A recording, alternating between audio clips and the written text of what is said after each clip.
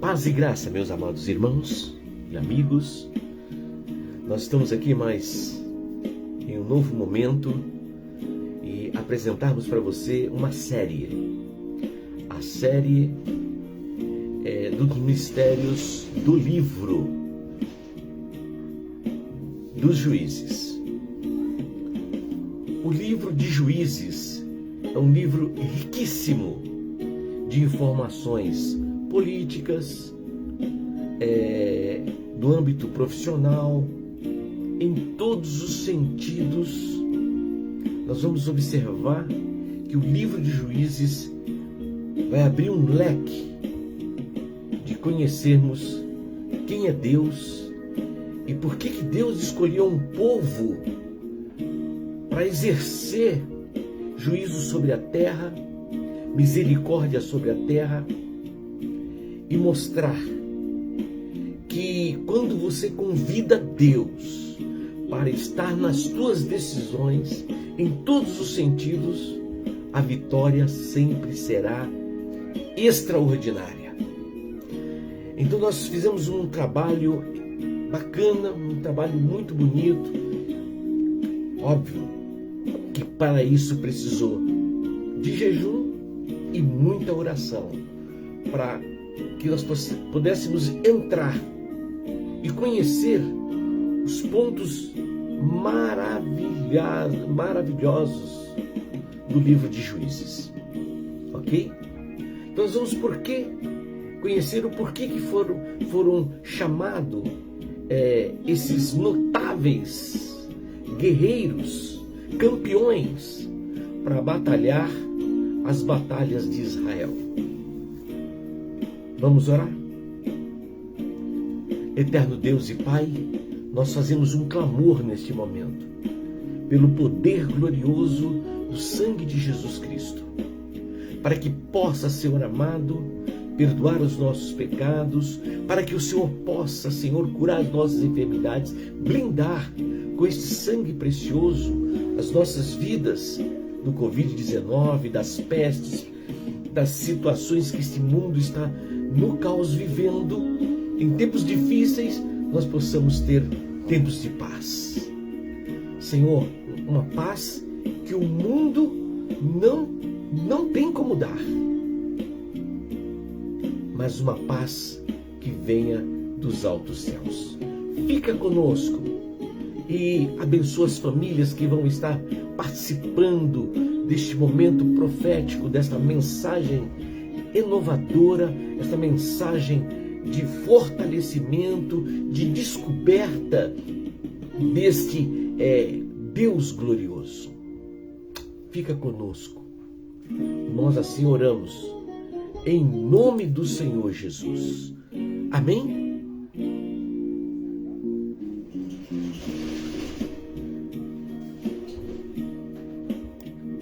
Um povo santo que roga,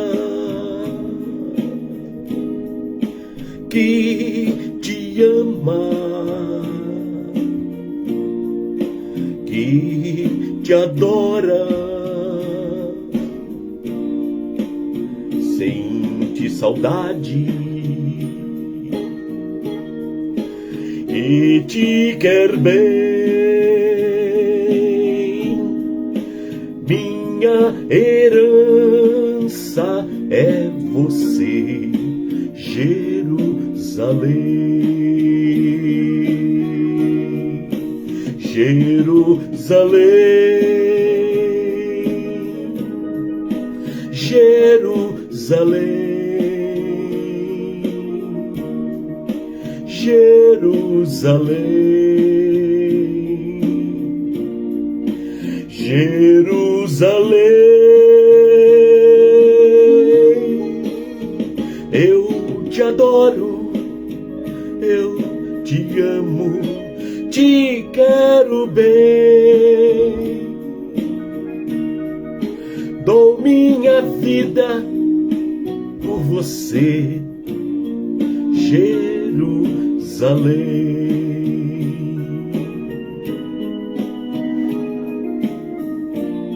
Uma declaração de Jesus para a sua igreja, para as nossas vidas, para o seu povo santo.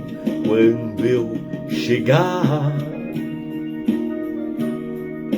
em tuas ruas e ouvir o canto que continua, a voz suave de meu Jesus, eternamente vou viver em santa luz. Jerusalém, Jerusalém, Jerusalém, Jerusalém, Jerusalém, Jerusalém, eu te adoro, eu te amo, te quero bem, dou minha vida por você, Jerusalém.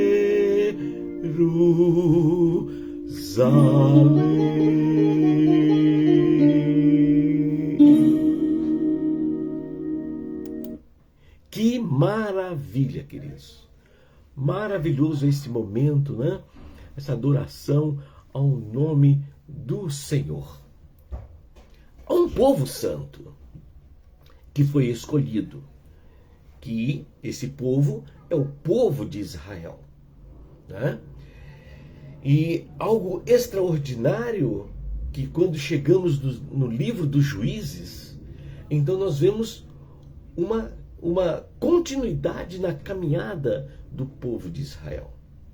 E ali é que eu convido você para adentrarmos neste livro e podemos entender o porquê que ele foi descrito e qual o objetivo dele para nossas vidas. Primeiro, que o povo de Israel já havia passado ali um momento de grande vitória com Josué na conquista da terra. E o iniciar do livro dos Juízes é como se fosse a despedida de Josué e liberando todas as 12 tribos para estar o quê? Tomando posse da sua herança. O livro de Juízes tem 21 capítulos. E a mensagem-chave deste livro é justamente este: não fareis acordo com os moradores desta terra. Opa, quem são os moradores dessa terra? Então, há 2 pontos importantes para termos esse entendimento. Primeiro, que somos nós. A terra foi criada para o homem. Só que um detalhe muito importante em que o livro ele mostra que não fareis acordo com os moradores desta terra.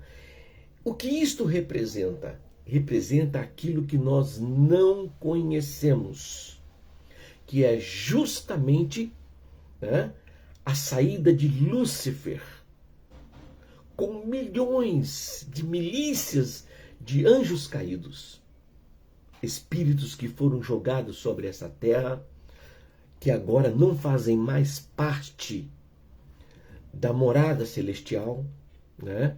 Por isso, não seria possível Deus e essa milícia viverem no seu novo céu, na sua nova terra, porque na chegada do homem ia ter dificuldade. Então, o céu está pronto para os moradores nos quais Deus tem escolhido. Por que dizemos isto?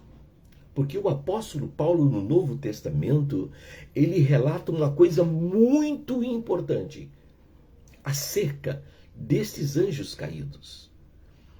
Que eles são poderosos de tal forma que eles podem se transformar em seres humanos, em pessoas, né, boas até, mas com o objetivo de impedir que os moradores dessa terra, que é eu e você, venha perder o foco do projeto da obra salvadora. É bem nesse sentido. Então eles estão aí, né? É este a quem Deus se refere. Não fareis acordo com os moradores desta terra. É aqueles que vivem somente para essa terra. Eles adquiriram o poder e o conhecimento só para esta terra. Tudo se resume nessa terra. O Deus dele é o dinheiro, o Deus dele é as conquistas que eles tiveram nessa terra. Eles não abrem mão disso. Não abrem mão disso. Lembra aquele jovem dialogando com Jesus? Senhor, o que eu devo fazer para herdar a salvação? Ele simplesmente conhece a verdade. Muito bem, conhece os mandamentos? Perfeito. Então vai, vende tudo que tens, dá aos pobres e segue-me. O que aconteceu com este jovem?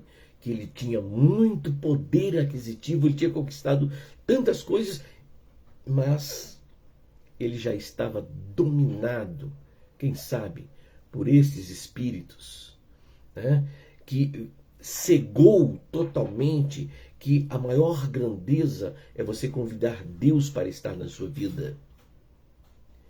E ele entristeceu-se. Porque se naquele exato momento, queridos, se naquele exato momento que ele saiu da presença de Jesus e voltasse e dizia, tá certo, Senhor Jesus, eu irei fazer isso. Venderei tudo que eu tenho, vou distribuir aos pobres e vou te seguir. Quando ele voltasse para fazer isso acontecer, tornar realidade, com certeza, Jesus iria chamá-lo. Não, não precisa. Já sei que tu me amas. Como aconteceu com Abraão, no momento que foi sacrificar o seu filho Isaque. Deus pediu o seu filho e ele levou ao monte que o Senhor ia mostrar para ele. E lá ele ia imolar o filho, ia sacrificar o filho porque Deus o pediu. E quando ele estava já executando este ato, o que ele ouve? Deus então branda dos céus e diz, Abraão, Abraão. E ele responde, eis-me aqui, Senhor. Não faças isto, porque eu sei que tu temes a mim, amas a mim. Percebeu? E aí o que Deus fez? No lugar de Isaque, promoveu um cordeiro, né, para ser sacrificado, que era o culto do Velho Testamento, né? O sacrifício do animal, né, mostrando a morte do animal, mostrando que um Deus, ele desceria dos céus e ia entregar a sua vida em sacrifício e ao terceiro dia ressuscitaria para cumprir este novo e vivo caminho para o homem trilhar. Olha que coisa gloriosa. Perceberam? Então, isto é maravilhoso. Então, não fareis acordo com os moradores dessa terra. É nesse intuito. É estes espíritos que estão aí trabalhando. Então, o livro, ele enfoca justamente o capítulo 2, de 1 a 2 de Juízes, que diz assim, esse ato momento foi justamente Josué recebendo de Deus uma mensagem para o povo. E aí ele diz, e subiu o anjo do Senhor a Gilgal, a Boquim, e disse, do Egito vos fiz subir, e vos trouxe a terra que os vossos pais tinha jurado, e disse, nunca invalidarei a minha aliança convosco. Quem é que pode expressar uma palavra como esta? Nunca. Eu não. Você, tampouco. Homem nenhum não consegue fortalecer esse nunca. vai cair por terra, mas a palavra de Deus não cai por terra. Ele diz nunca. Então, se é nunca, ele tem esse poder para isso. Nunca invalidarei a minha aliança convosco. Ele fez um pacto com você, ele fez uma aliança com você, ele vai cuidar de você todos os dias da sua vida. Agora, e quanto a vós, não fareis acordo com os moradores desta terra. Antes, derrubareis os seus altares. O que é isto? São os deuses feitos por mãos de homens, né? Mas vós não obedeceste a minha voz. Por que fizeste isso? Né? Então, a nossa introdução, ela vai iniciar justamente dentro desse aspecto. Ok? Muito bem, já dissemos que o livro é um livro histórico, tem 21 capítulos, e nós vamos focar no estudo desta palavra de uma forma muito gloriosa. Quem escreveu esse livro? Não sabemos. Mas segundo a tradição judaica, diz que foi Samuel que escreveu ou até mesmo compilou este livro, né? Isso por volta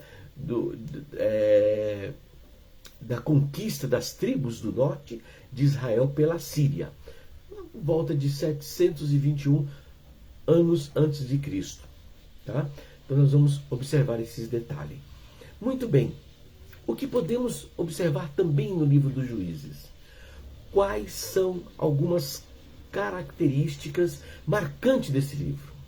Primeiro, o livro dos Juízes conta a história dos filhos de Israel da época que se estabeleceram na terra de Canaã após a morte de Josué até o nascimento de Samuel. Isso aproximadamente 1400 anos antes de Cristo a 1000 anos antes de Cristo. Tá? Então você viu que foi de 1400, foi para 1000. Por quê? O nosso marco zero é o nascimento do Senhor Jesus. Além da curta narrativa, que vamos passar também pelo livro de Rutes. Isto pouco mais para frente, em outra série. Os Juízes fornece um único relato bíblico deste período. O livro dos Juízes descreve o quê? Um ciclo. E que ciclo é este? Um ciclo que se repetiu inúmeras vezes durante o reinado dos juízes. Ou seja, os juízes reinavam, conquistavam, venciam as batalhas, mas Israel esquecia-se de Deus. Mas Deus honrava os juízes. E assim foi por diversas vezes. Israel pecava novamente e era reconquistado e afligido pelos seus adversários. Então nós vamos ver um cenário como este. Mas quando havia um clamor, havia um socorro de Deus, né? Ou seja, quando acontecia de Israel reconhecer o seu erro, então Deus levantava um guerreiro, né? Um juiz. Ok? Muito bem. O primeiro juiz que foi convocado para esta batalha, nós vamos conhecer agora os juízes. O livro menciona o nome de 12 juízes que governaram a Israel com diferentes graus de sucesso. Ok? E o primeiro juiz foi Otoniel. Ele era da tribo de Judá. O inimigo que oprimia Israel era Cuxã-Risataim, que era o rei da Mesopotâmia. Tá? Esse rei oprimiu Israel por 8 anos. Mas quando Otoniel entrou na batalha e venceu esse inimigo, Israel teve paz por 40 anos. Né? Que paz gloriosa essa, né? Muito bem. Otoniel era sobrinho de Caleb, um dos líderes dos israelitas durante a conquista de Canaã. O segundo juiz era Eude, ou seja, Eude, né? Que eles colocam, Eude. Ele era o segundo juiz. Ele era da tribo de Benjamim, né? E o inimigo de Israel nesse período de Eude era justamente Moabe. Eglon, rei de Moabe. E também tinha um outro povo, os amalequitas e também os amonitas. Então, estes oprimiram Israel por 18 anos. 18 anos, né, oprimindo Israel. Mas as vitórias de Eude, né, somaram 80 anos de paz. Ele venceu as batalhas e Israel descansou por 80 anos. Vale, quase uma década, né? Quase um século, né? Praticamente de paz, né? Então isso é coisa gloriosa, né? Muito bem. O terceiro juiz, né, que defendeu Israel foi muito rápido. Era Sangar. Sangar foi assim como um raio que sai do Oriente e vai para o Ocidente. Foi muito rápido essa passagem de Sangar, tá? Mas ele venceu 600 filisteus. 600 filisteus com uma aguilhada de bois. Não é como a arcada do jumento, tá? É outra história aí, tá? Uma aguilhada de bois. Depois, mais para frente, quando formos falar sobre cada juiz, né? Não nessa parte, porque nós estamos apresentando os juízes e a introdução do livro. Muito bem, nessa passagem rápida entrou Débora. Quem era Débora? Né? Débora era uma profetisa que era procurada pelo povo de Israel para resolver questões difíceis do seu dia a dia. Mas quando o rei de Canaã, que era Jabim, rei de Canaã, oprimiu Israel, então ela convocou Baraque, que era um líder militar da tribo de Naftali. Olha que coisa legal, que coisa maravilhosa. Bom, Débora venceu as batalhas geradas pela opressão de Jabim, que era o inimigo de Israel. Jabim oprimiu Israel por 20 anos, mas Débora venceu essas batalhas e trouxe paz de 40 anos sobre Israel. Né? 40 anos sobre Israel. Coisa maravilhosa, né? Muito bem. O quinto juiz, saindo Débora, entrou o quinto juiz. O quinto juiz chamado por Deus para cuidar de Israel é Gideão. Gideão tem uma história extraordinária que nós vamos ver passo a passo. Mas Gideão era da tribo de Manassés e o inimigo que estava atuando em Israel era os midianitas. E os midianitas oprimiu Israel por 7 anos. E, após esses 7 anos, reinou a paz, né? 40 anos. Então Gideão trouxe paz a Israel por 40 anos. O que é isso? Essa paz de 40 anos. Sem guerra. Deus não deixava nenhum inimigo se aproximar de Israel. Era como se as espadas deles enferrujassem, porque eles estavam só trabalhando no campo, no trigo, trabalhando nas terras, para as famílias crescerem e terem as suas vidas, né? Adorar a Deus, né? O Deus invisível. Então, tudo isto estava sendo de forma gloriosa. Tolá foi o sexto juiz. E ele era da tribo de Isacar. E os anos de liderança de Tolá foram de 23 anos. Então a história de Tolá também não teve muitos detalhes, mas ele liderou Israel por 23 anos. Né? Se tornou o libertador deste povo. Perceberam que nós não mencionamos anos de paz? Justamente porque esse ano de paz, ele se encerrou em Gideão. Gideão encerrou o ciclo de paz. Os juízes que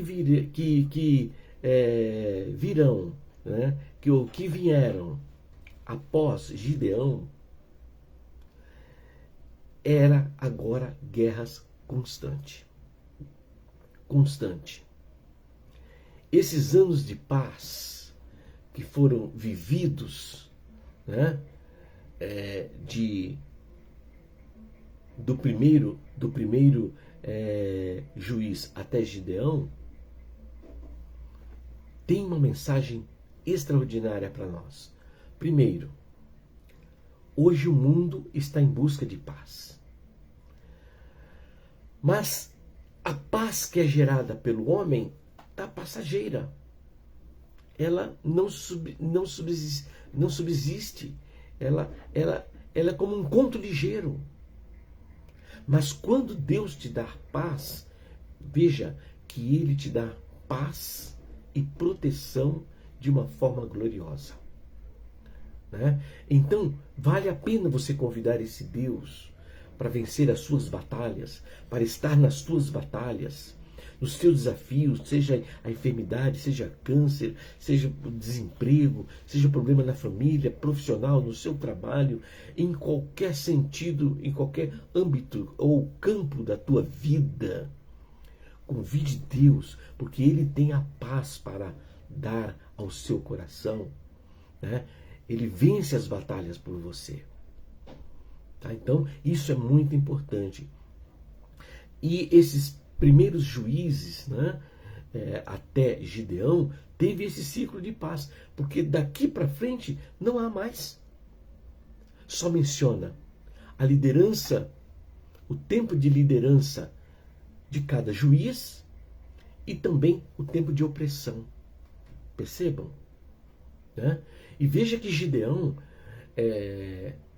venceu os midianitas, as guerras contra os midianitas, por 7 anos. Mas gerou-se 40 anos de paz. Perceberam? 40 anos de paz. E aí encerra esse ciclo. É o que nós vemos hoje no mundo. O mundo está em busca de paz. Só que você só vai encontrar essa paz se você convidar Deus para estar na sua vida. Porque o mundo hoje não se encontra a paz que tanto necessitamos, descansarmos das aflições, das guerras, né?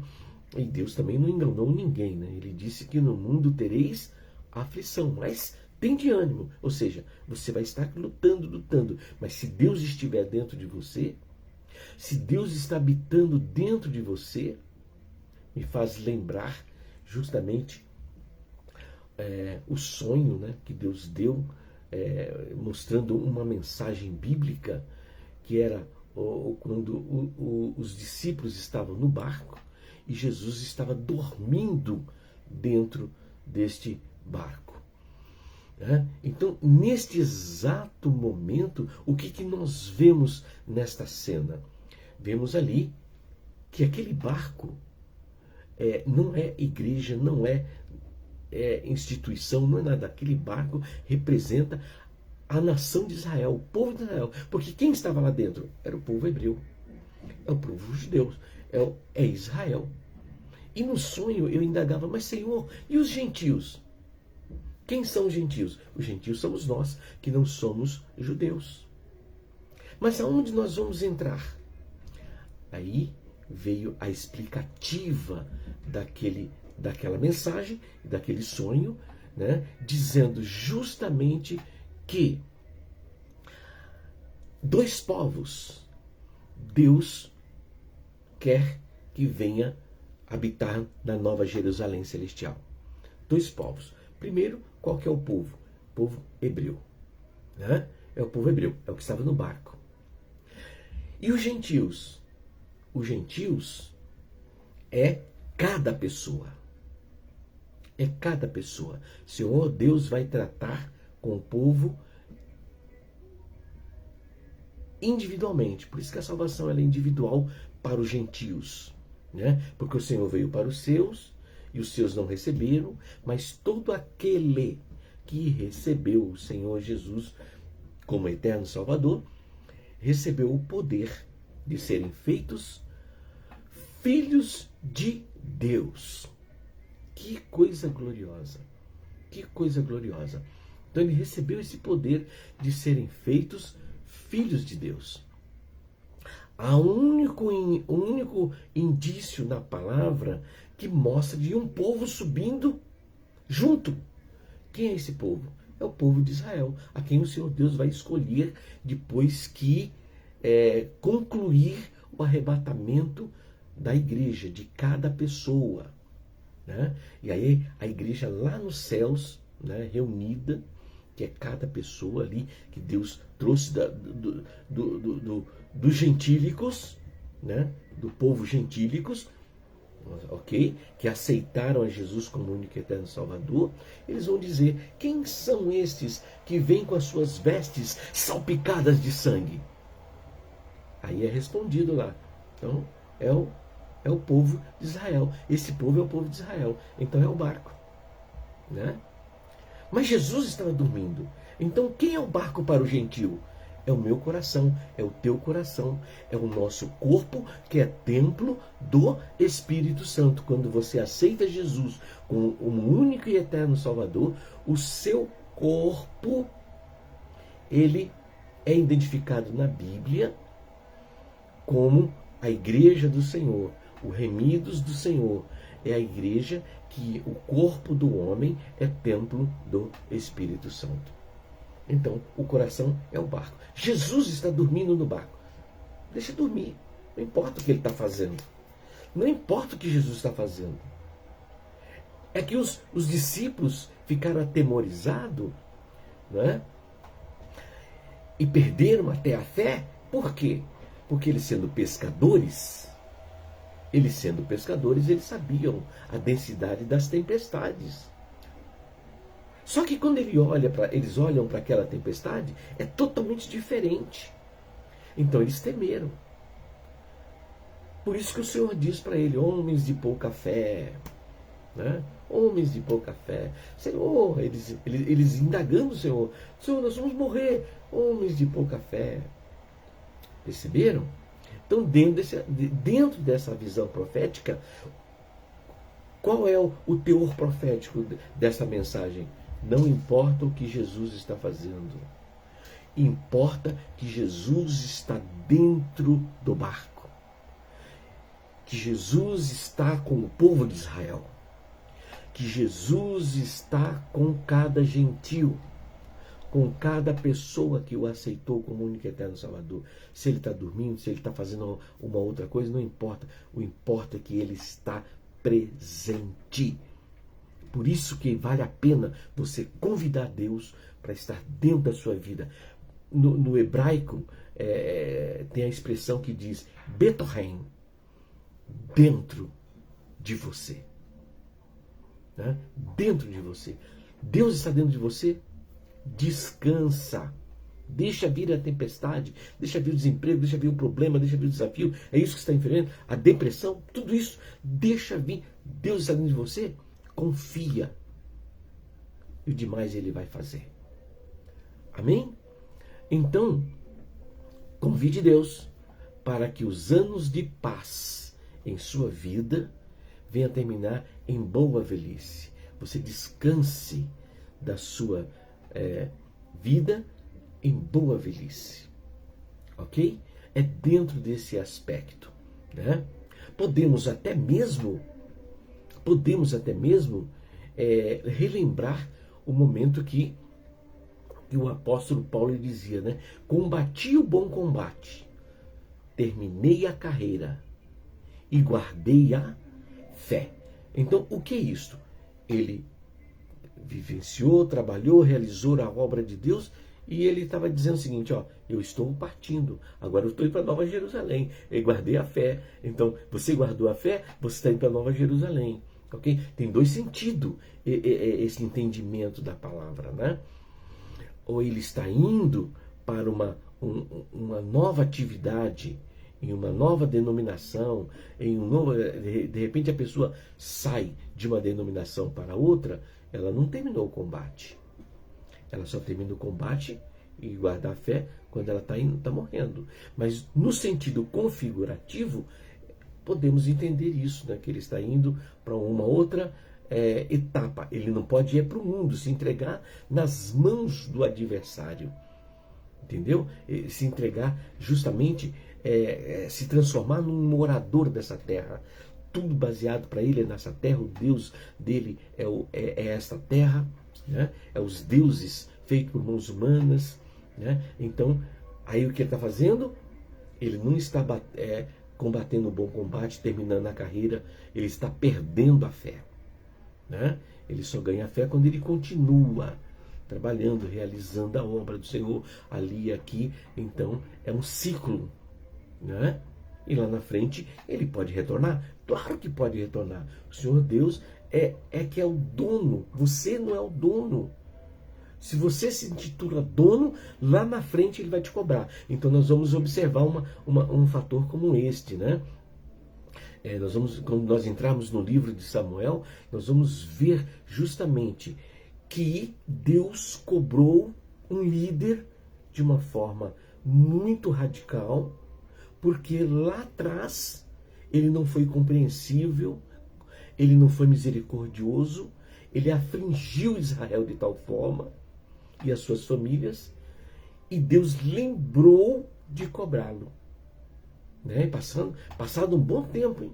Porque isso ocorreu lá, né, com Moisés.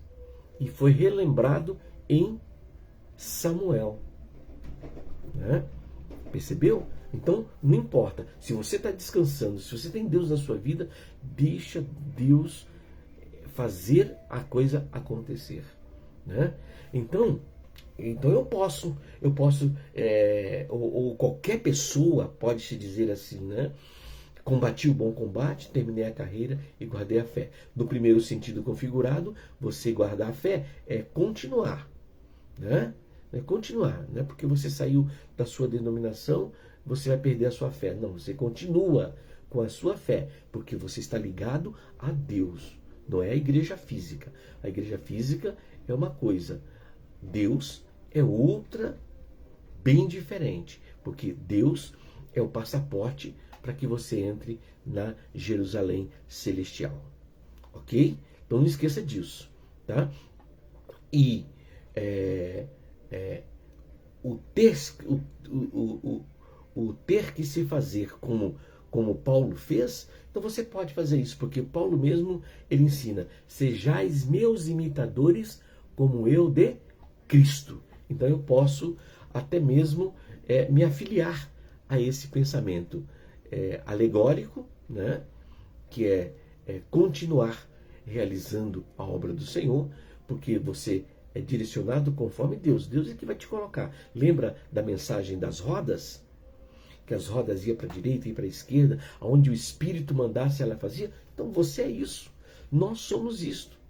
E se amanhã o Senhor quiser de você de volta do lugar onde você estava, você tem que obedecer. Entendeu? Porque é a vontade de Deus que está decidindo a sua caminhada. Porque Ele está dentro de você. Então não esqueça desse detalhe, ok? Para que a paz venha permanecer em ti, reinar sobre ti, convide Deus para estar dentro de você. Muito bem, falamos sobre Tolá, né? Que é da tribo de Isacar, liderou 23 anos, e daí em diante não há mais paz. É guerra constante, é aflição constante. Acabou o período de paz. Então, o juiz, ele tem um trabalho maior. Né? Ele defendeu Israel por 23 anos.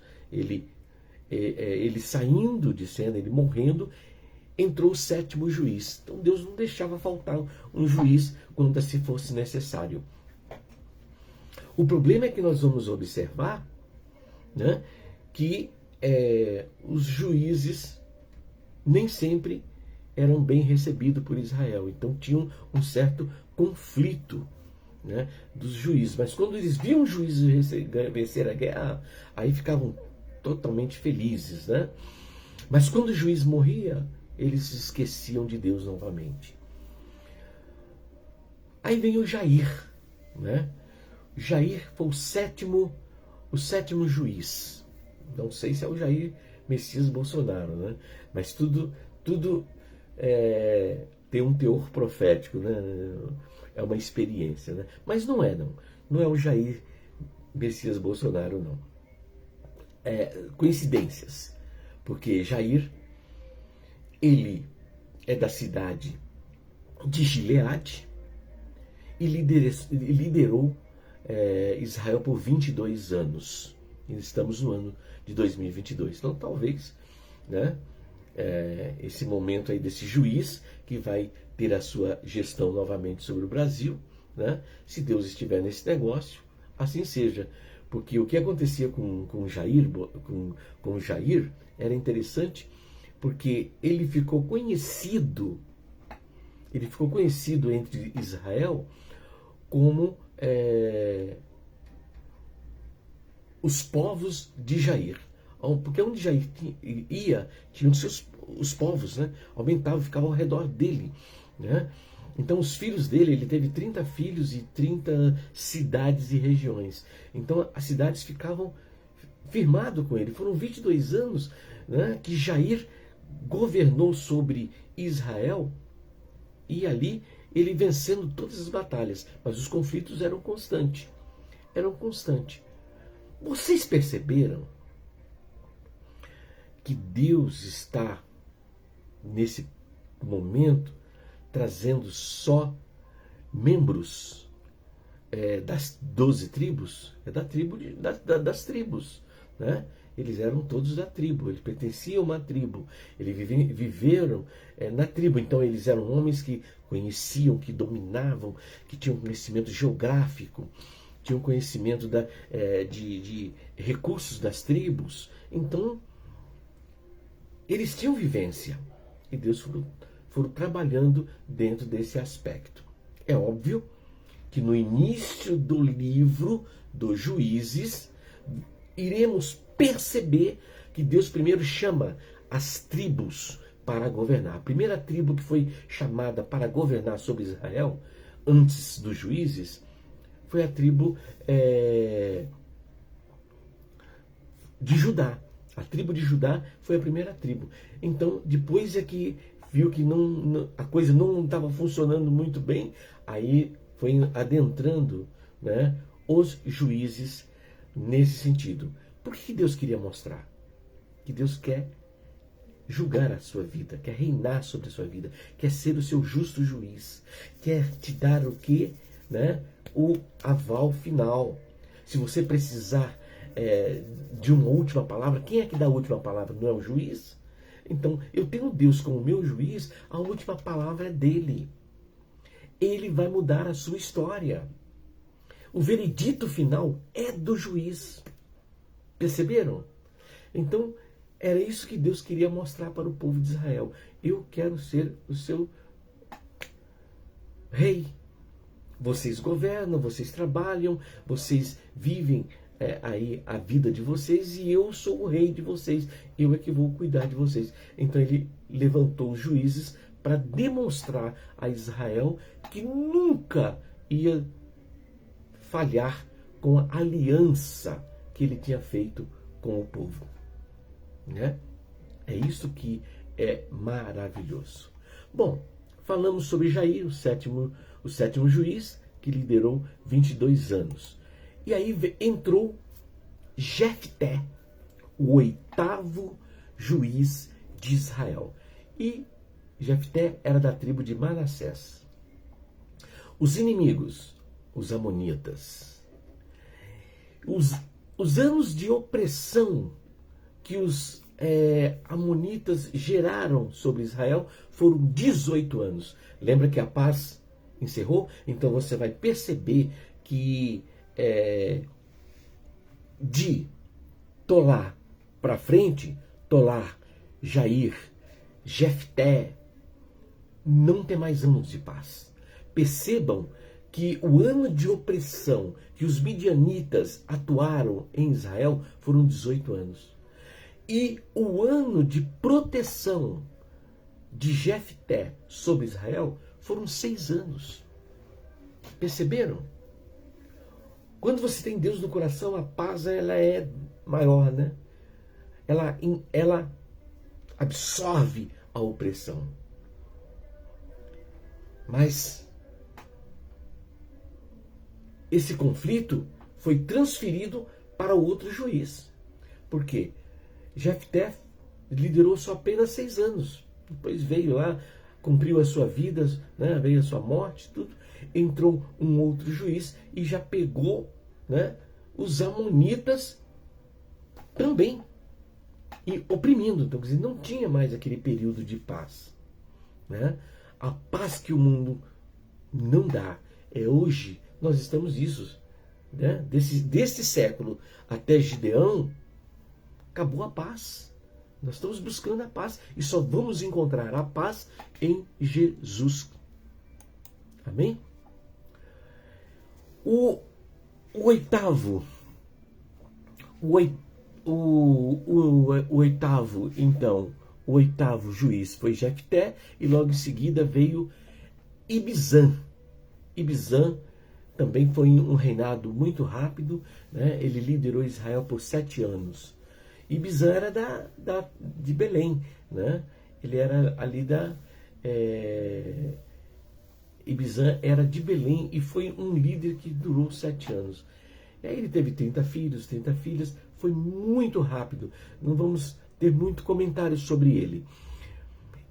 O 10º juiz foi Elon. Elon era da tribo de Zebulon. Também teve apenas 10 anos de liderança. Foi sepultado em Agilon, na região dele mesmo, de Zebulon. Tá? O 11º foi Abdon. Abdon era um lugar chamado Piratom. Ele era da região de Efraim. Tribos, né? Tribos.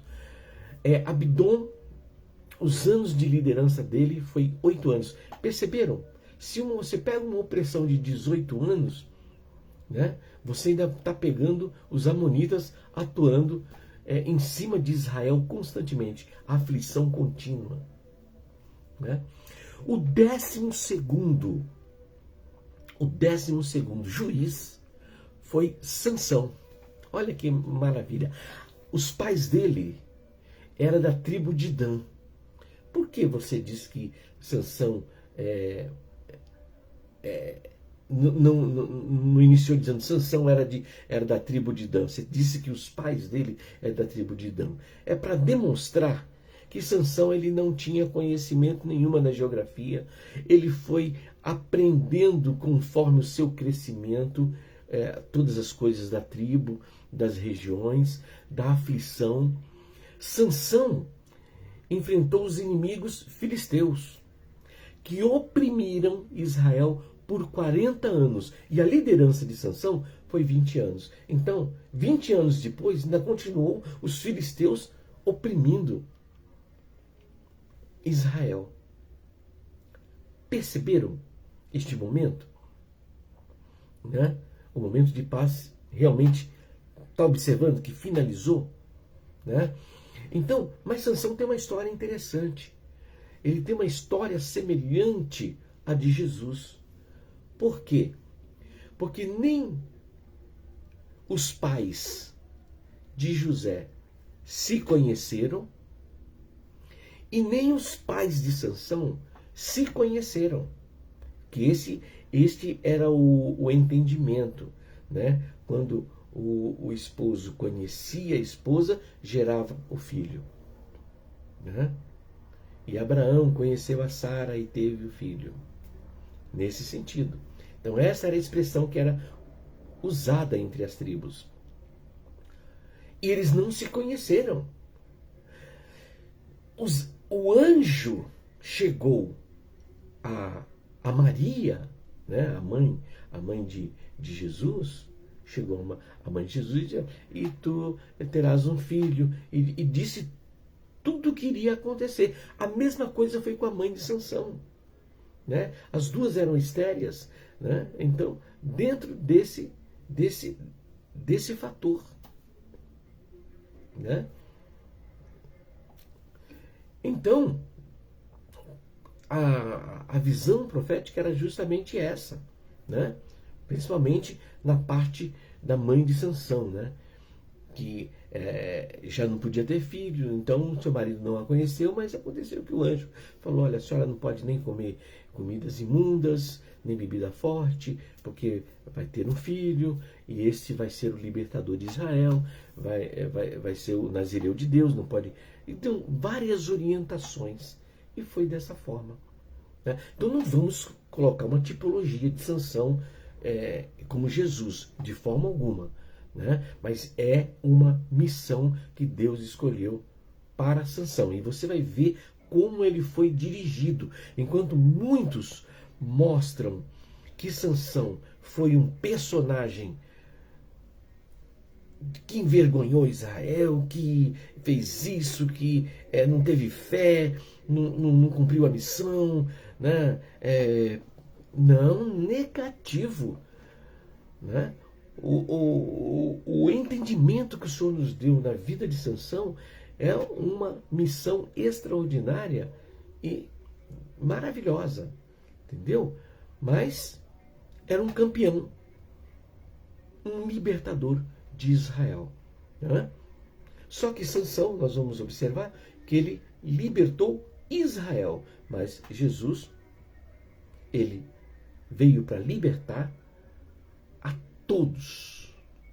Aquele que o aceitou tem recebido o poder de serem feitos filhos de Deus. Então, é que Deus amou o mundo de tal maneira que deu o seu Filho unigênito para que todo aquele que nele crê não pereça, mas tenha a vida eterna. Percebeu? Então, Sansão estava numa missão específica de um povo, né? De um povo. Então não dá para se comparar com Jesus, ok? Depois a gente vai ver quando formos falar sobre este personagem, né, de Israel como juiz. E aí nós terminamos os ciclos dos juízes, a apresentação dos juízes. Foram 12 juízes que fizeram o seu reinado no livro de Juízes. Mas ainda existe mais 2. Quem são eles? Eli e Samuel, né? Eli governou Israel por 40 anos, né? Depois ele morrendo, e os seus filhos não conseguiram levar isso à frente, porque ele protegeu muito, diferente de Samuel, quando a informação dizendo que os seus filhos estão agindo errado, Samuel repreendiam severamente, né? E não deixou eles governarem em nenhum momento o sacerdócio, né? Então, tem esses 2 juízes, que depois nós vamos estar justamente observando todo este momento profético, ok? Muito bem. Então, quando nós iniciamos o livro dos Juízes, nós vemos justamente este momento, que é o período dos juízes. Os Juízes inicia mostrando o Deus escolhendo as tribos para governar. Então, este era o período dos juízes, ok?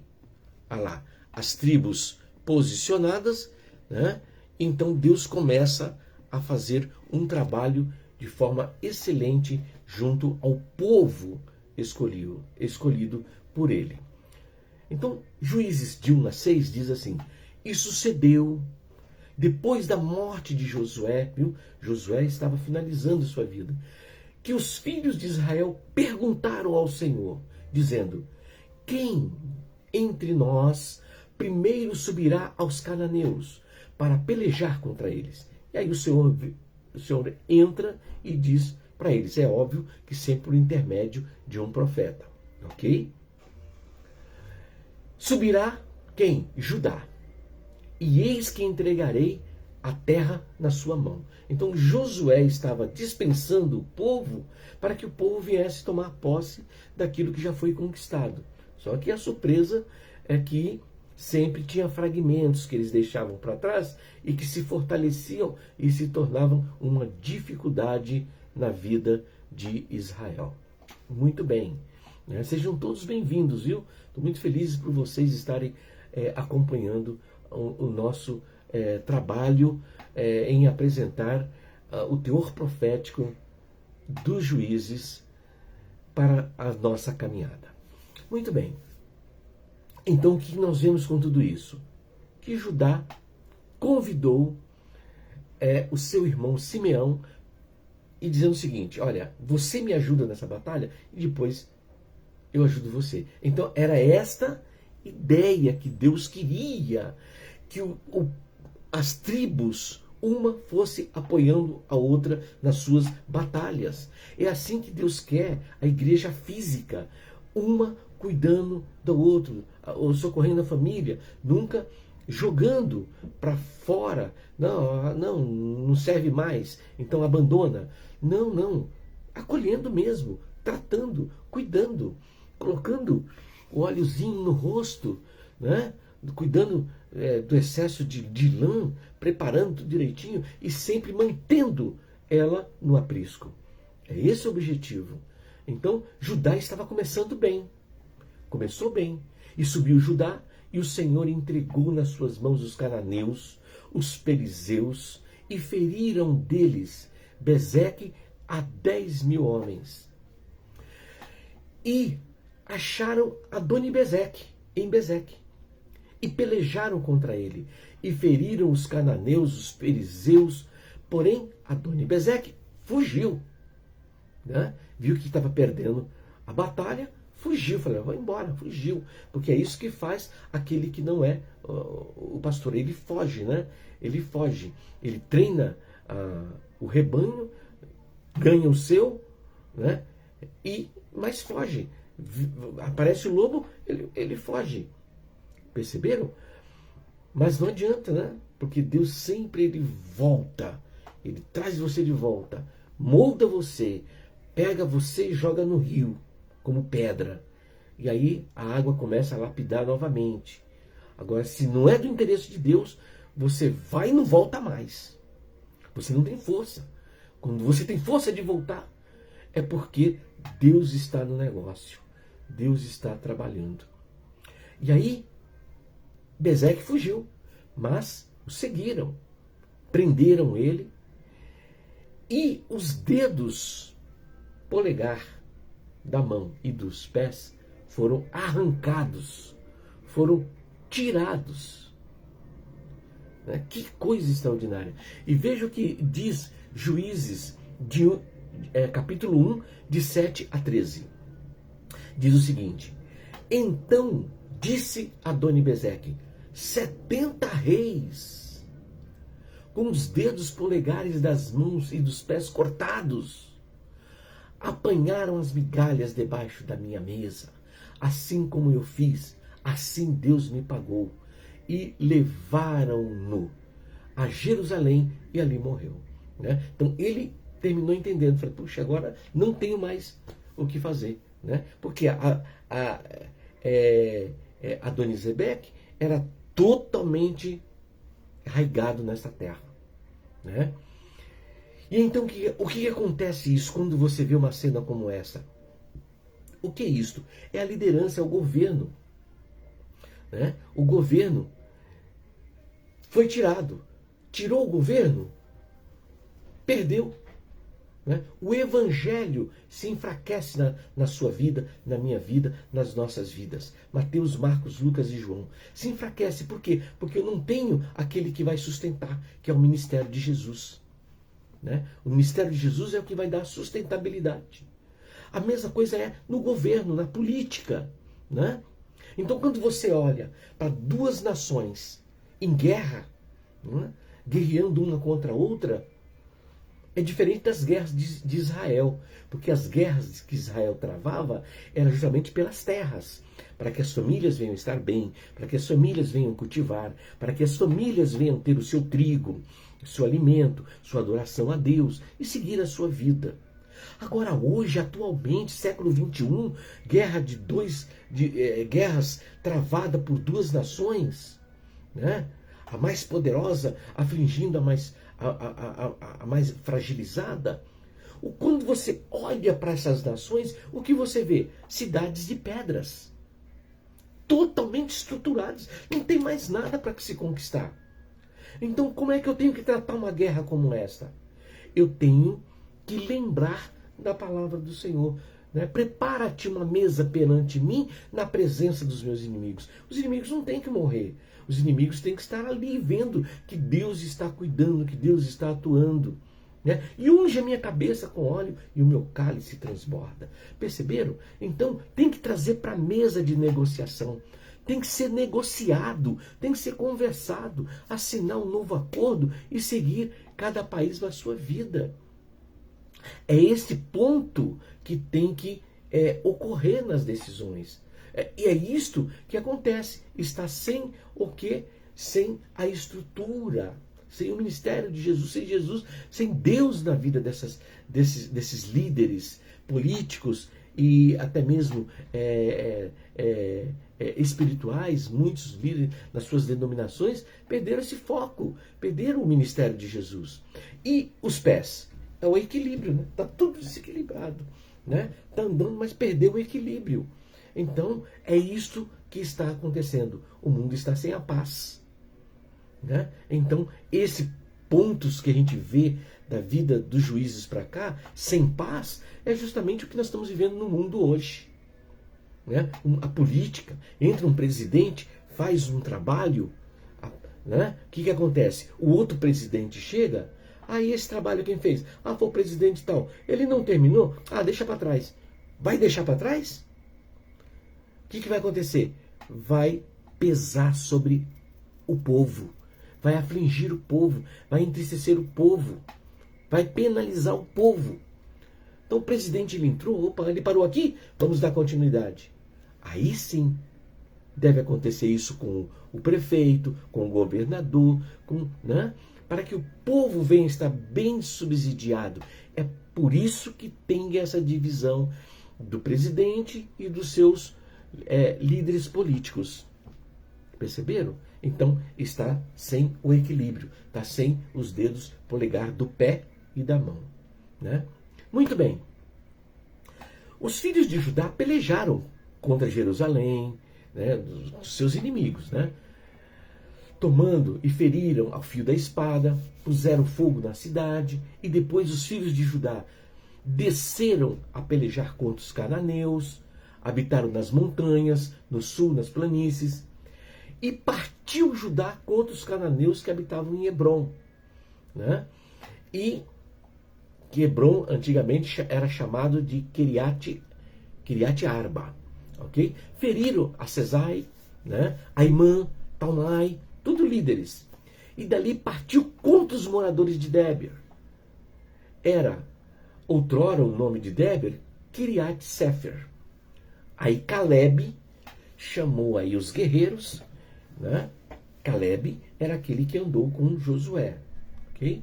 Josué ainda está chegando a dizer, né? Combati o bom combate, terminei a carreira e guardei a fé.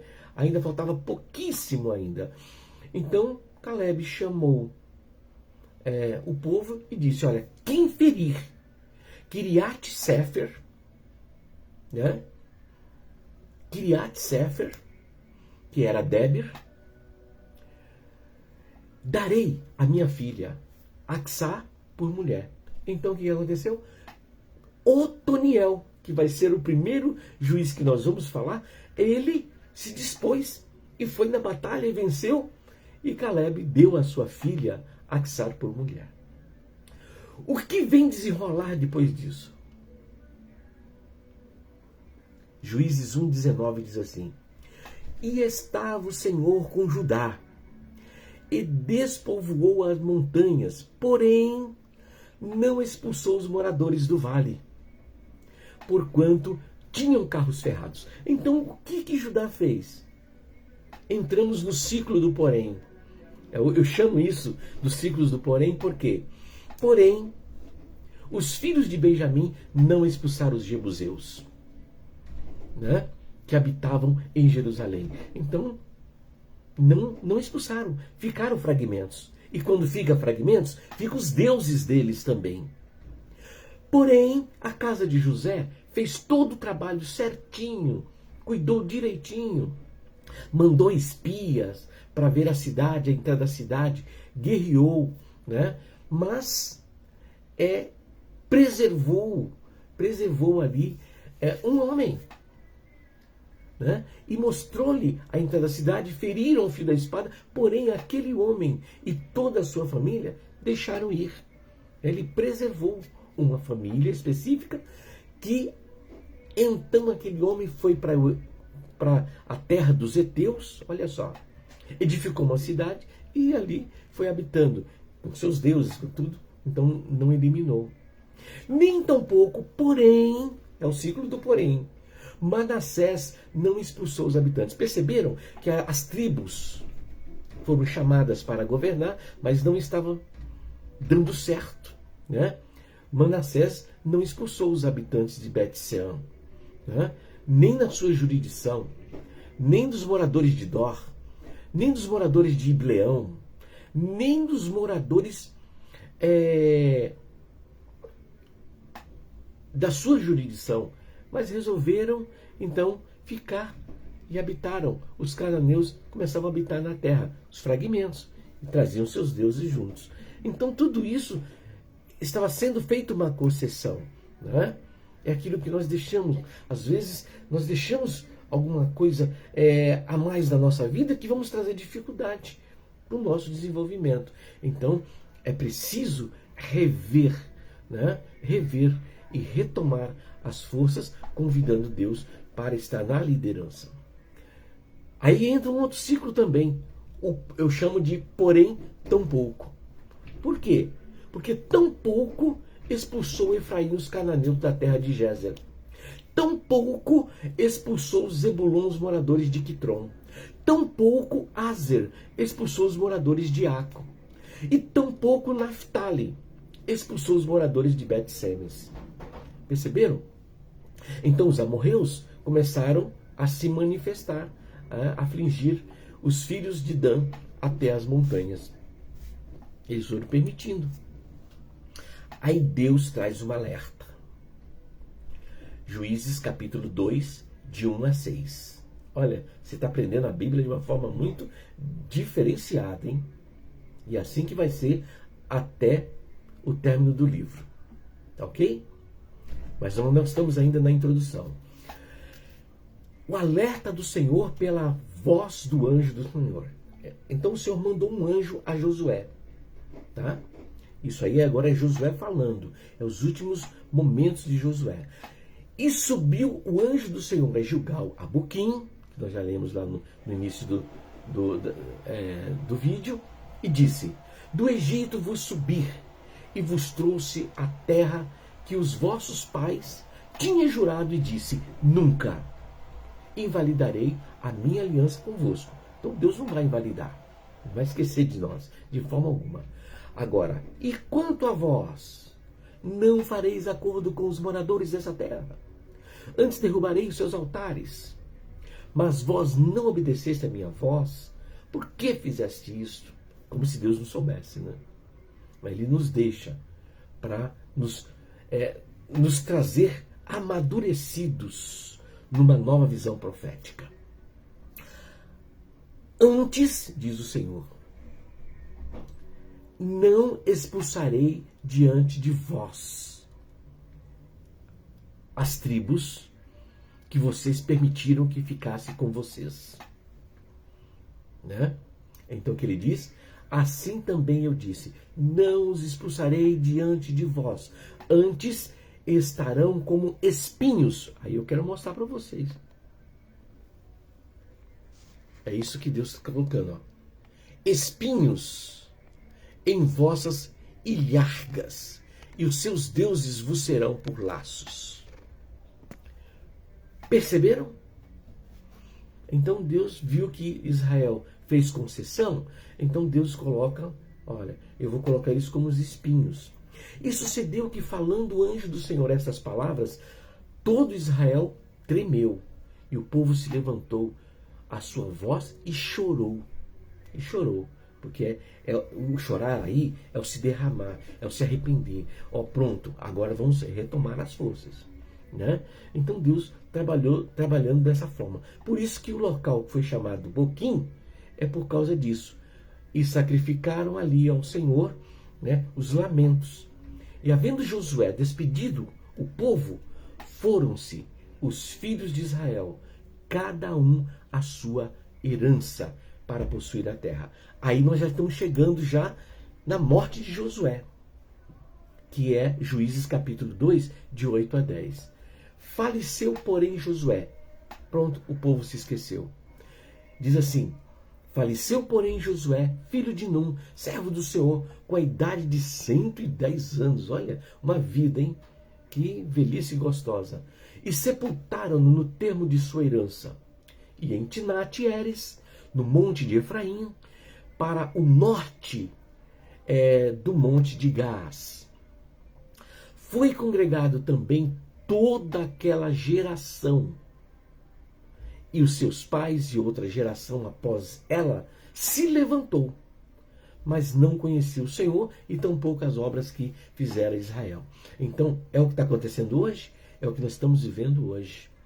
É o hoje, o século 21, que a nova geração, jovens, adolescentes, tudo desconhecem o Senhor. Por quê? Naquele período que morre Josué, parou-se de falar da obra divina, da obra de redenção, da obra da salvação, dos feitos que Deus tem feito, das experiências, né, que fizeram, que foi vivido em Israel. Porque era o que eles faziam no tempo de Abraão até Josué. O que era o menino andando, acordando, né, deitado. Era se comentado dos feitos do povo. E essa nova geração, né, de Josué para frente, não tinha esse conhecimento, porque pararam. E a mensagem não pode parar. E a mensagem hoje está estatizada. A mensagem hoje está com a grande preocupação focada para este mundo, não para a vida eterna. Perceberam? A conquista da terra prometida celestial está estatizada. Então isso é sério. Isto é o momento que nós precisamos justamente rever. E aí, qual foi o resultado de tudo isso? Já que Israel segue seus próprios caminhos, servindo aos deuses e os povos, isso trouxe uma tristeza a Deus. Eu queria mostrar para vocês o que Israel começou a vivenciar. Isso aqui. Olha lá. Então fizeram os filhos de Israel o que era mau aos olhos do Senhor, e serviram quem? Aos Balaíns. Deixaram ao Senhor Deus de seus pais, que os tirara da terra do Egito, né? E foram a outros deuses, deuses feitos mão de homens. Porquanto deixaram o Senhor e serviram a Baal, Astarote, e por isso a ira do Senhor se acendeu contra Israel e os entregou na mão dos seus espoliadores, que os despojaram. Perceberam? Então, é esse fato que está acontecendo. E não puderam mais resistir diante dos seus inimigos, porque escolheram, né, esses deuses estranhos ao invés do Deus Todo-Poderoso. Então, o que nós temos que entender? Que os juízes foram levantados para livrar Israel, mas ao morrer um juiz, Israel se esquecia de Deus. Juízes 2, 16 a 18. E levantou o Senhor juízes e os livraram da mão dos que despojavam. Então entra o ciclo dos juízes para esse detalhe, porque Israel não estava subsistindo, as tribos não estavam conseguindo cuidar do todo. Então ele mostra que tem que ter um governador, tem que ter um líder, tem que ter um libertador, um campeão. Porém, tampouco ouviram os juízes. Antes se prostituíam-se após os outros deuses e adoraram a eles. E depressa os desviaram o caminho por onde os seus pais caminharam, obedecendo os mandamentos do Senhor. Deixaram de obedecer os mandamentos do Senhor, mas eles assim não fizeram. Tinham os mandamentos do Senhor, mas eles assim não fizeram. Agora, quando o Senhor levantava um juiz, o Senhor era aquele juiz. Não importa o que ele era, como ele era, que vocês vão ver que cada juiz tem um grau de entendimento e um grau de experiência na sua própria vida pessoal. Mas, quando os juízes livravam Israel dos seus inimigos, todos os dias daquele juiz, porquanto o Senhor compadecia pelo o seu gemido, por causa dos que oprimiam e afligiam. Agora, quando o juiz vencia, eles prosperavam. Automaticamente começava um ciclo de prosperidade. Mas aí o que acontece? O espinho, lembra lá do espinho?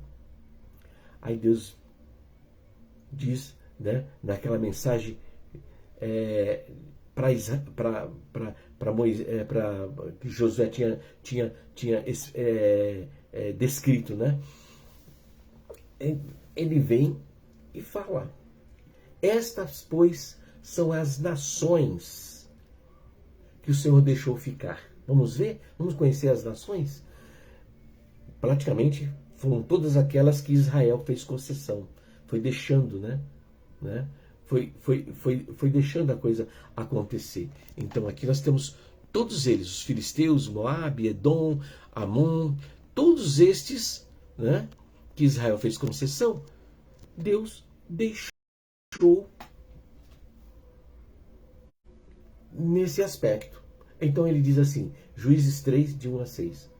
Estas, pois, são as nações que o Senhor deixou ficar, para pôr elas à prova Israel. Né? Então, tá? Os espinhos nas ilhargas. Percebeu? Tão somente para que as gerações dos filhos de Israel soubessem, Deus então pegou 5 príncipes filisteus, todos os cananeus, os sidônios, heveus, que habitaram na montanha do Líbano, desde o monte Baal-Hermon até a entrada de Amate. Então esses, pois, ficaram para pôr eles provar Israel. Perceberam? Por isso nós temos que realmente avaliar toda a nossa caminhada diante do Senhor, para saber se dariam ouvidos aos mandamentos do Senhor, e que tinha ordenado aos seus pais no ministério de quem? De Moisés, de Josué, de todos os ministérios que vieram após eles, até os dias deles. Esses inimigos mortais tomaram as filhas do povo de Deus por mulheres, né? Davam aos seus filhos, colocavam como escravos, e todos também serviam os seus deuses.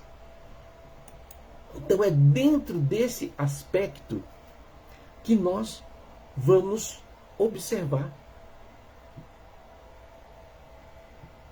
como Deus está coordenando todas as coisas. A mesma coordenação que Deus faz, Ele faz conosco também. Nós também passamos momentos como esses. Né? Passamos momentos como esses. E nós vamos aprender muito mais daqui para frente, quando entrarmos nos outros livros, passo a passo, nesse mesmo aspecto, nós vamos ver Deus cuidando de nós. Né? Deus cuidando de nós. E nós temos que nos apegar a Deus em todos os sentidos. Todos os sentidos. Muito bem, finalizamos aqui então, queridos, a introdução do livro de Juízes. Deu para aprender muitas coisas boas, né? E não esquecer, porque Deus, Ele está vivo, Ele está reinando dentro de nós. E se Ele está reinando, Ele quer abençoar as nossas vidas, ok?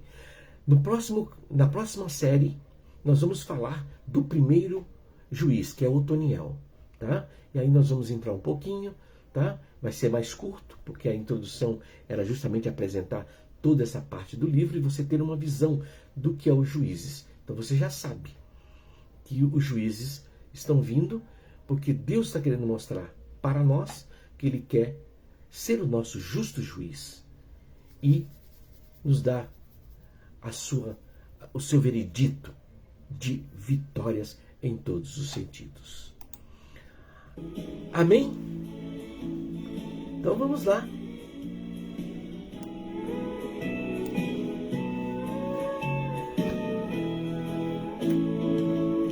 Deus enviou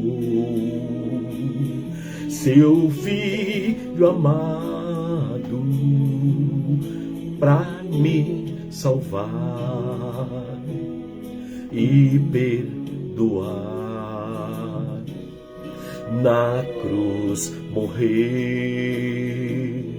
por meus pecados, mas ressurgiu e vivo com o Pai está. Esse é o Deus que nós temos. E vive, cante, meu irmão, minha irmã, creia no amanhã, porque Ele vive, está cuidando de nós, e nada, a paz, ela vai estar presente, mas nada virá sobre nossas vidas, porque você sabe que esse Deus, Ele é glorioso para nos dar uma grande vitória. Ponha a sua vida nas mãos de Jesus.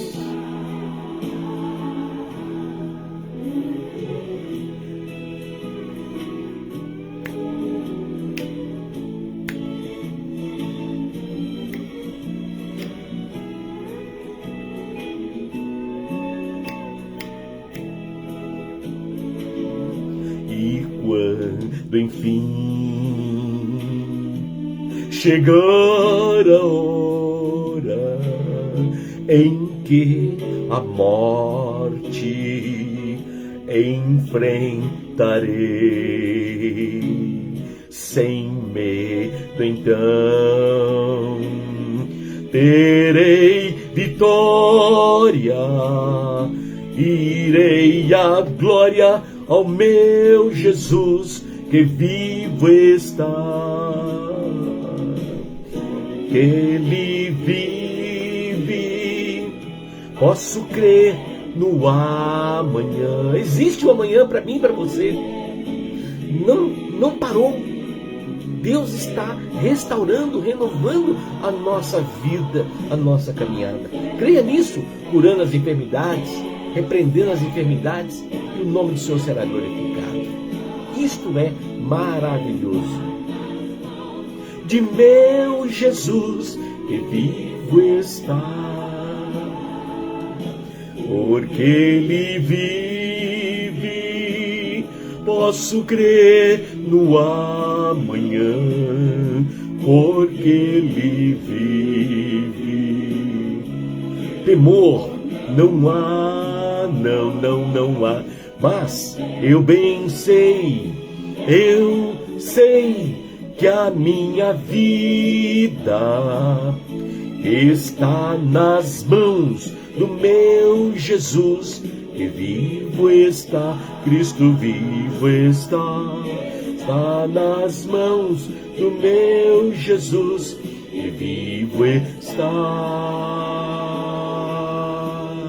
vivo está, vivo está. Que maravilha! Que maravilha, meus irmãos! Me lembro uma experiência notável que o Senhor nos deu, justamente quando fomos atender uma senhora ali no hospital, ela e seu filho tinha feito uma cirurgia no coração, e essa cirurgia do coração só no Brasil era feita. Eles eram do Peru, né? Eles residiam no Peru, e o presidente mandou-os para o Brasil para fazer essa cirurgia. E já havia 5 meses e a criança não curava. Quando nós entramos dentro daquele quarto, misericórdia, todo cheio de coisas místicas, né? Pé de coelho, né? Aqueles negócio de cavalo, pata de cavalo. O corpo do menino era todo cheio de correntes mística, né? E ali eu falei, senhora, a senhora tem orado a Deus? Qual é a forma que a senhora tem pedido a Deus? Aí ela tirou da bolsa, né, uma folha, e onde tinha as orações, as rezas, né? Eram as rezas que estavam assim, e reza tantas vezes isso, tantas vezes aquilo, e fui lendo. Falei, senhora, desculpa, mas eu li tudo. Mas em nenhum momento eu encontrei uma frase que fala da necessidade do seu filho. Olha, dobrei a folha. Ó, senhora, coloque na sua bolsa, guarde. Nós vamos falar com Deus, né? Aquele que é Senhor dos senhores, Deus dos deuses, nosso advogado, justo juiz. É com ele que nós vamos falar. E então começamos a orar, né? Falando ao Pai, Senhor Deus, né? Olha a necessidade, falando da necessidade do menino, fez a cirurgia, não está curando, os remédios não estão tendo retorno, Senhor, cuida disso, ajuda essa família, né? E ali nós fomos pedindo a Deus sobre a família, sobre a necessidade deles, os médicos, os enfermeiros, todos ali. Nós fizemos a oração dentro desta visão, né, de pedir a Deus a sua misericórdia nesse sentido, que ele viesse ali julgar aquela causa. Queridos, foi tão interessante, né, que ali nós encerramos, Senhor, entregamos a vida deste menino nas tuas mãos em nome de Jesus. Pronto. Aí me despedimos, tal, fui embora. Passou a segunda, a terça, a quarta. Na quinta, a mãe mandou me chamar. Eu saí do meu trabalho, fui para lá. Chegando lá, eu me surpreendi. Toda a situação mística foi tirada daquele quarto. Tirou tudo, não tinha nada. O quarto estava limpinho. Inclusive o corpo do menino estava totalmente limpo, né? E a mãe dizendo assim, meu irmão, que maravilha. Eu falei, o que foi? Deus fez um milagre. Eu aprendi a falar com Deus. Eu falei com Deus tudo o que meu filho precisava. Falei com Deus que nós precisamos ir embora para o nosso país, que não temos mais condições de ficarmos aqui. E minha semana de oração foi assim com Deus. E olha aqui o resultado. O menino está bem, a maquininha está mostrando que ele estava crescente, né? Normalizando totalmente. O médico já veio aqui, né? E ficou muito feliz pela recuperação do menino. Falei, amém, vamos glorificar a Deus, né? Fizemos mais uma oração, pedimos a Deus que viesse preparar o retorno deles, desse alta, né? Aí o que aconteceu? Veio um sonho, e no sonho mostrava justamente, né? A gente entrava em contato com a família e falou assim, Deus deu um sonho, mostrando que o menino ia receber alta, vocês iam ficar mais uma semana conosco, ficou a igreja lá, deixou a família, né, a mãe e o filho ficar, né, hospedado, cuidamos dele direitinho, tal, e chegou depois dessa semana, uma semana, fomos para o aeroporto, levamos ele e lá contamos para ele, aí o Senhor disse que realmente nesse sonho que o menino ia receber alta, vocês iam para o Peru com a família, e contava tudo aquilo que Deus tinha feito para a família de vocês lá, né? E que nisto Deus iria realizar uma bênção entre vocês. Qual foi o resultado disso? Nasceu lá uma igreja física, né? A igreja física nasceu lá, né, por intermédio dessa experiência. E esses os mistérios, são as coisas que Deus faz, né? Então o que nós precisamos?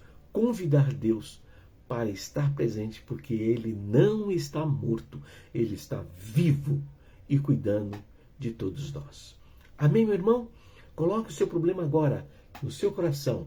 Coloque sua mão no coração, como você achar melhor, joelhe, faça como você achar melhor, mas nós vamos fazer um clamor nesse momento, para que aquilo que está pendente na sua vida, aquilo que você viveu todo esse tempo, e agora Deus vem trazer uma libertação, uma bênção, uma paz ao seu coração. Amém? Eterno Deus Pai, nós oramos neste momento e pedimos ao Deus de Israel, Senhor, que pelo poder glorioso do sangue de Jesus, venha, Senhor, pôr por terra toda enfermidade, todo espírito de enfermidade. Senhor amado, o teu nome seja glorificado. Venha operar de uma forma maravilhosa, Senhor amado, na vida de todos aqueles que participaram desta reunião. Que o teu nome seja glorificado. Senhor, haja paz no coração de cada um.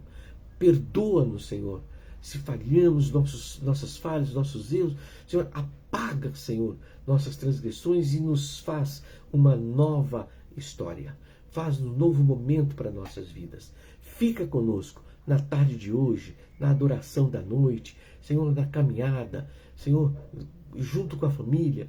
Não deixa faltar nada. Nós oramos assim e cremos que o Senhor já está decretando, Senhor, o seu veredito de que nunca vai, Senhor amado, tirar a sua aliança de nossas vidas. Continua, Senhor, conosco. Senhor, nós oramos assim.